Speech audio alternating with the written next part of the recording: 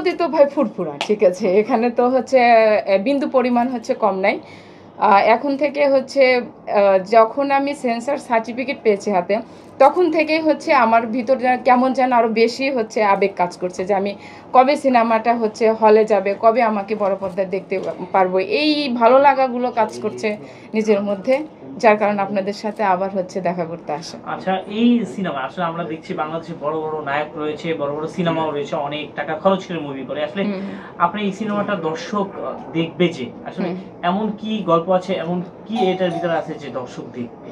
আচ্ছা, দর্শক কখন কোনটা দেখে বা কখন কোনটা দর্শকের ভালো লাগে, এই ওয়ারেন্টি গ্যারান্টি কিন্তু আমিও দিতে পারবো না, আপনারাও দিতে পারবো না। এটা হচ্ছে দর্শকের ভালো লাগার মতো, হ্যাঁ অবশ্যই অনেক কিছুই আছে। দর্শকের কাছে গল্পটা ভাল লাগবে, দর্শকের কাছে হয়তো আমাকে ভাল লাগবে, আমার হিরোকে ভাল লাগবে।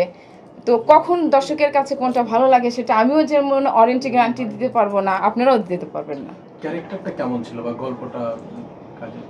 ক্যারেক্টার, গল্প এটা নিয়ে এখন কিছুই বলবো না, এটা দেখতে হলে আপনাদেরকে আমার সাথে হলে যেতে হবে।